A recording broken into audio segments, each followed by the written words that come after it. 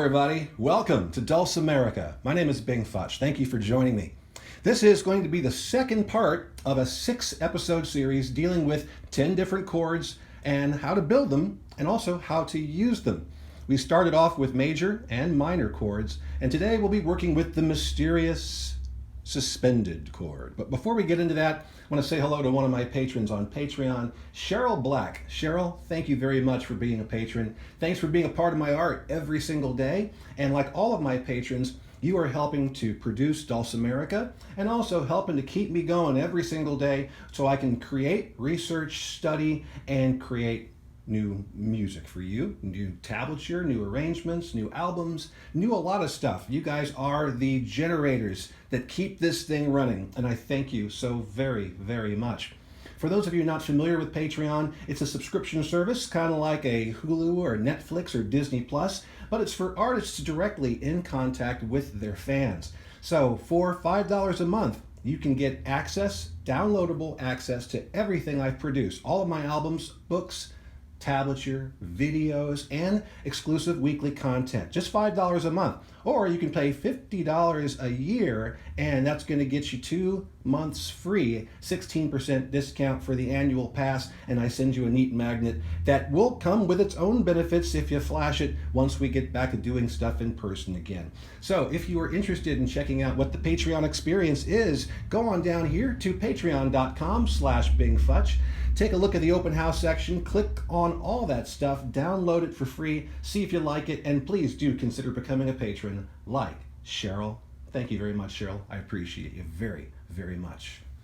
All right, let's take a look at the suspended chord today. But before we do that, let's take a look backwards a bit and recap at the major and the minor chords. A major chord is going to have 3 notes. We found out that 1 note by itself is just that, a note.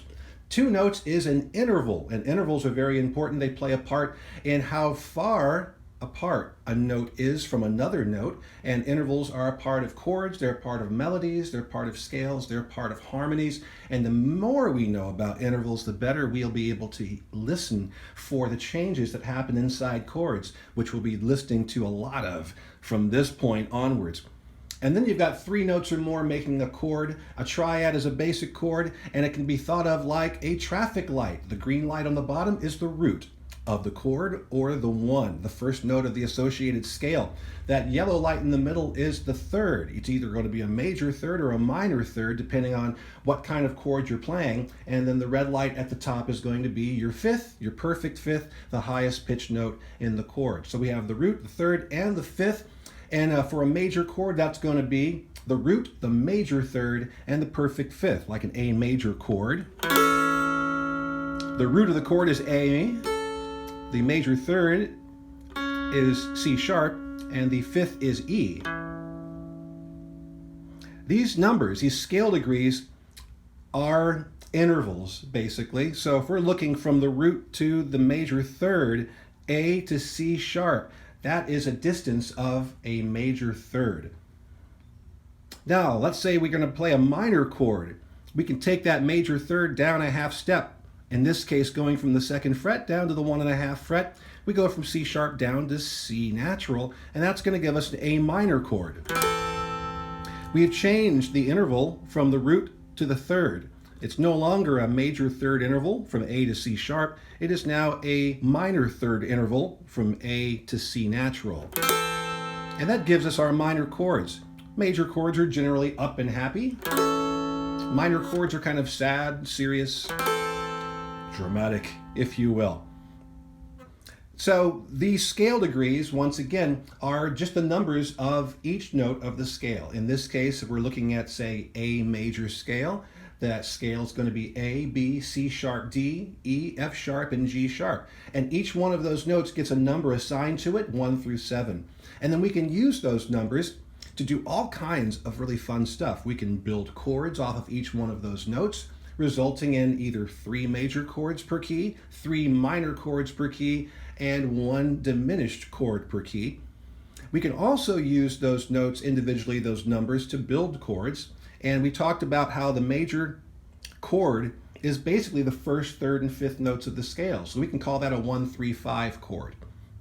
or a 1 flat 3/5 chord for a minor chord.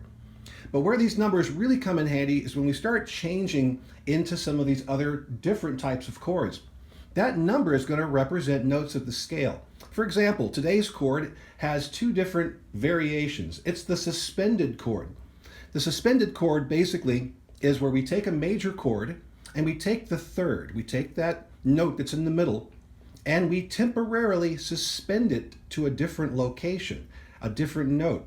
So instead of playing, for example, 1, 3, 5 for root, third note of the scale, and fifth note of the scale, let's do this with G. It's a lot easier to show you this way. So I'm going to play a G major chord that's 3, 1 open, 3, 1, 0. The root of the chord is G, that's on the bass string. We've got B, which is the major third on the middle string, and D is the perfect fifth. It is on the open string on the melody. G, B, and D are the ingredients of a G major chord. What we're going to do is we're going to take the third note of the G major scale. The G major scale is G, A, B, C, D, E, and F sharp. We're going to take that third note, B, and we're going to suspend it temporarily, and we're going to shift it. We're not going to play B. We're actually going to play C natural, which is the fourth note of the scale.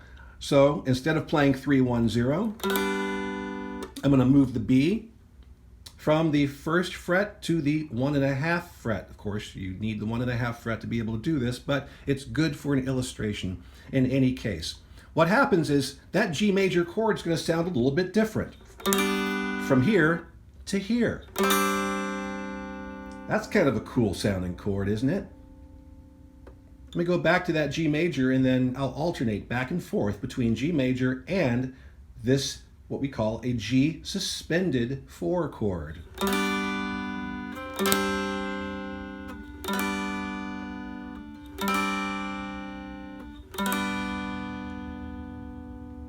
It introduces, it's still a G-based chord. You can still use that in place of a G major chord if you wanted to. But what it does is it introduces a little bit of tension.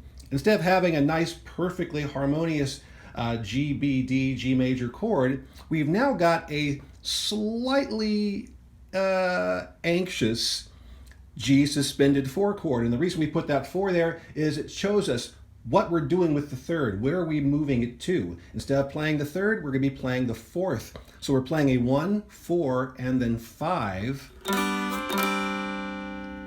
And again, it's creating a little bit of tension inside that G major chord until it resolves. When we resolve it back from a suspended chord back to a G major chord, the resolution is very final and very satisfying.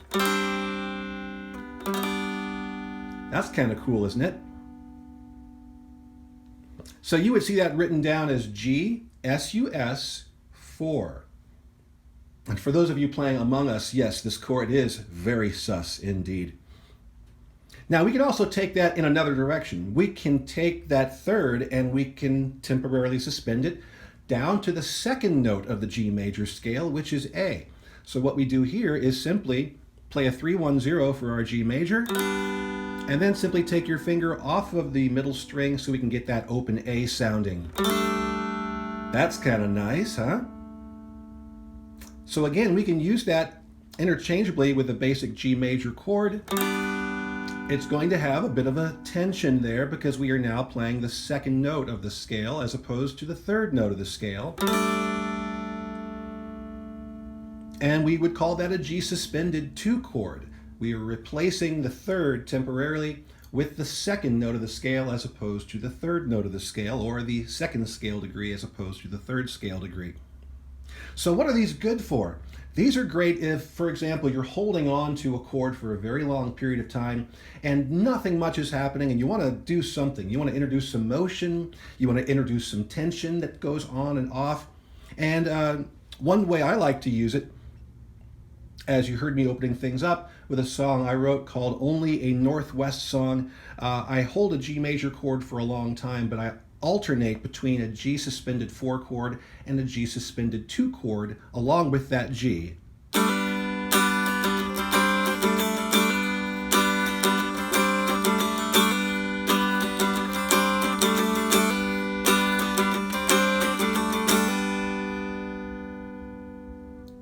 course, you need to have the half step necessary to take those notes, or have, a good working knowledge of your fretboard, so that you know when you do have the ability to take that third note up to the 4 or down to the 2. So you don't necessarily need to have the 1.5 fret. You can play it in other areas of the fretboard. It's just easy to show you down here a couple of different instances. We also have a C major that we can do a C suspended 2 and 4 chord by using the melody string. Here we've got a C major chord. We've got our C, the root is on the middle string. We've got E, the major third is on the melody string. And then we've got the perfect fifth, G, on the bass string. So it's an inverted chord. Those notes are in different locations than they were prior. But we can still take the third and move it up to the 1.5 fret to make it a 4. So this would be a C suspended 4 chord. And then I can take my finger off the melody string and go to open, which would give me our 2, the second note of the C major scale, D.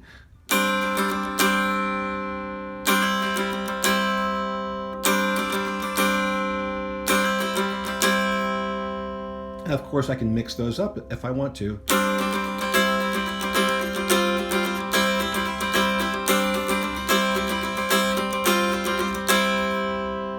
Again, it's a really awesome sound, and if you've ever heard it in a recording and maybe didn't know exactly what it was, now you know, and now you can incorporate it into your own music.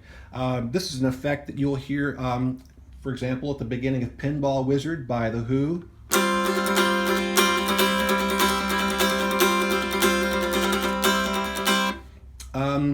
You can also hear it a little bit in Tom Petty's Free Fallin'.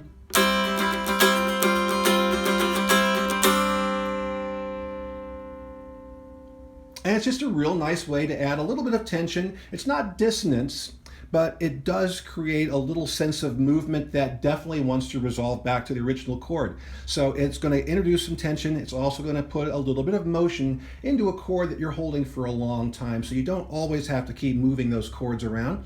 You can simply move a little something inside the chord that doesn't change its true essence, but does offer some coloration. And that, my friends, is the suspended chord, the 4 and the 2. And we're going to be looking at some other chords and some other numbers with our next episode. In specific, next week, however, it's going to be one number that we're really focused on, and we'll talk about that then. Thanks for joining me, everybody. We'll see you soon.